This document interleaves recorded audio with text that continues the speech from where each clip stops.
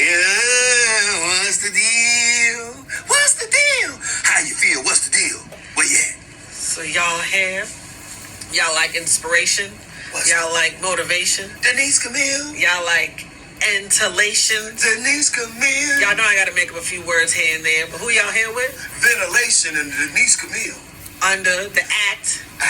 But we not playing no games. We're not into games. We don't like Sega, PlayStation, or Xbox. So y'all here with Dilate the Dialogue with Denise Camille. Dilate the dialogue. We gotta open up, not them legs, but the minds. Denise Camille. Cause I know y'all trying to find y'all strength. Denise Camille. Intertwined with the life of me.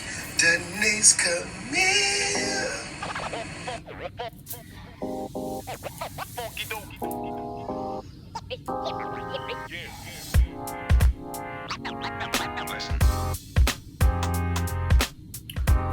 Greetings, everyone. Welcome. We back with another episode of Dilate to Dialogue with yours truly, Denise Camille, Goddess of Spirits, made into the native. Let me get that correct. Goddess of Spirits, made into the native. I am Denise Camille. How can I help you heal? With today's episode, today's topic,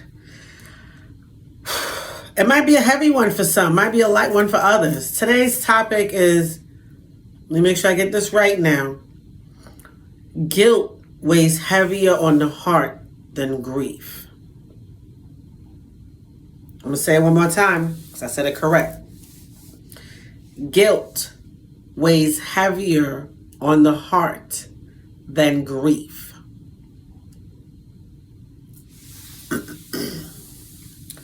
Now, this topic came to me, this quote I should say came to me a couple years ago when, I can't get too specific, but I'm going to say a family member transitioned, and those that were still here in this realm felt some kind of way in regards to this individual no longer being on the physical realm because they transitioned.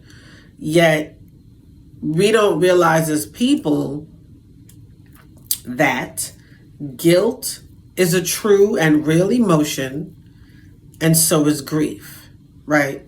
So let me go a little bit of vocabulary or just breaking down the words, right? They both are G-U-I-L-T, G-R-I-E-F. Both are 5-letter words. Both are powerful words. One is more on an ill-intentioned logic, and the other is more of an unintentional or unconscious emotion. I'm going to say that again. One is an ill-intentioned logic. The other is an unconscious or subconscious emotion, right? So because guilt is an ill-intentioned logic. And I say ill-intentioned because guilt falls into the line of fear. Anything outside of love is fear. Fear blocks love, right? If it's not love, it's a fear. So a fear tactic, more than likely, is guilt. Meaning there were things that you knew you could have handled different in different events, different experiences. And there are things that you were holding grudges, another G word, grudges against another human being because of your perspective or lack of perspective on why they were seasoned in your life. Now, I know we just jumped in like, damn, we only 4 minutes in, but you just, I like to get into the root, so let's get to this. Today's topic, again, I'm going to say it again. Guilt weighs heavier on the heart than grief. So, and I guess I could say all of my topics tend to hit you where people say it may hurt, yet I'll say it touches you where it can heal you. Because a lot of times we don't realize that because it's coming from a place of fear, our perspective or perception of the lesson we cannot see the blessing. Because if it's not a blessing, it's a lesson. Yet that guilt is now a lesson that you can actually feel. It turns into an emotion, no longer an ill-intentioned logic. It becomes an emotion because you feel that on the inside. Guilt is a real thing. Guilt is what can turn your thoughts into dis-ease. Guilt is similar to resentment. It's similar to grudges. It's similar to almost jealousy. Yet it's in the same lines of fear, because again, anything outside of love blocks fear, blocks love, right? Anything outside of love is fear. So guilt weighs heavier on the heart than grief. When you grieve someone, most times in true grief, you're not even controlling the grief. The grief controls you, right? The grief can just come up out of nowhere. And you're like, for me, I don't cry. I just sweat through my eyes, right? Why am I sweating through my eyes on a nonchalant day? I wasn't even in the zone to do any grieving today. I was like, no, not today. Yet for me, my personal story, for those that do know, it's been 20 years since my oldest brother was murdered, right? And in the same token, my oldest younger brother, well, I'm the baby, so he's the two above me. He's been incarcerated since that same day. So there's grief all across the board, right?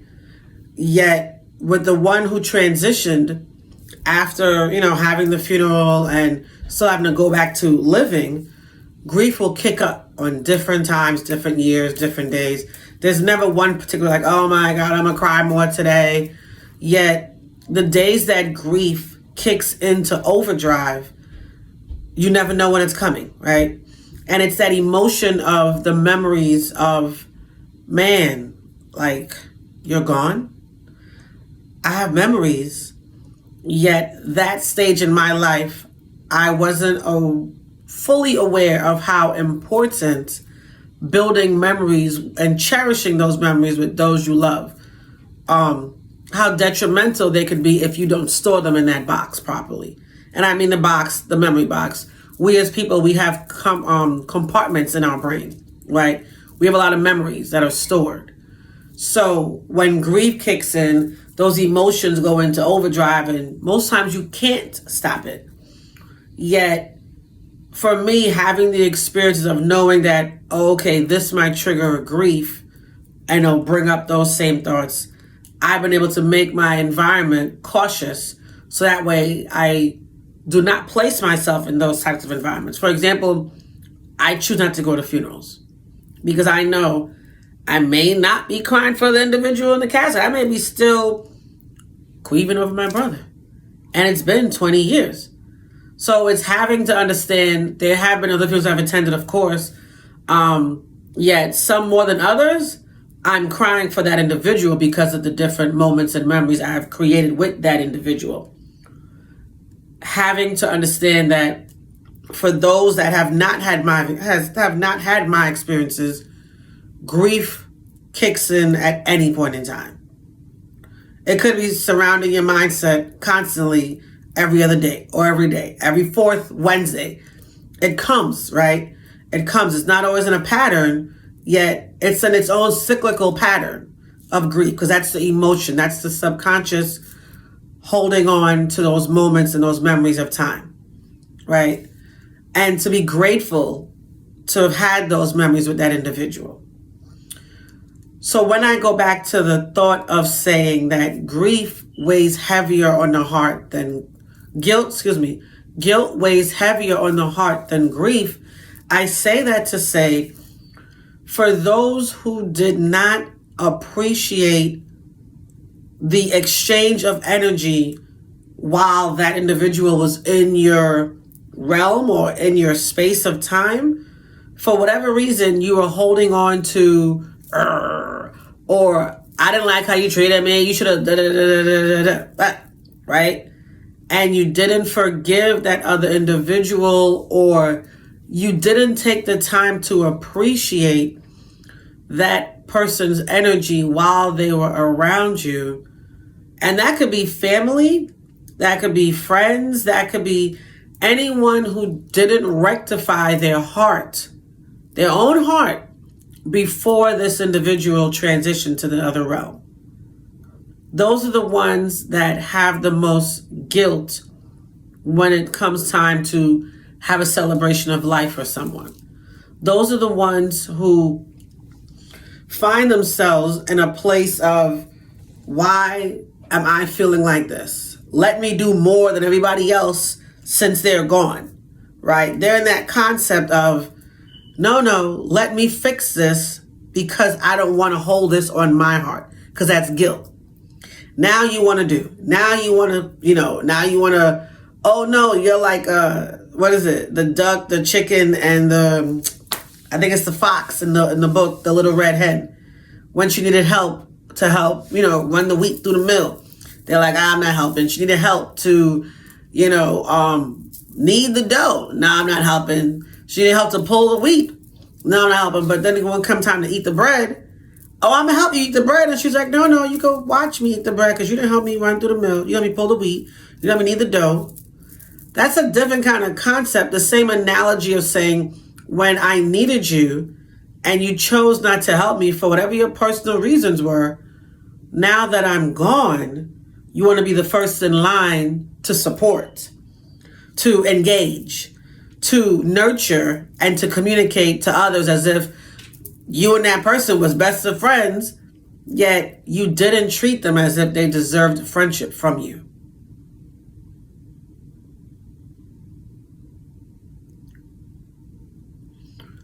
We're going to hold that thought and take a break. We're going to come back for the second half of today's topic with Dilate to Dialogue, Denise Camille. Guilt weighs heavier on the heart than grief. All right, y'all.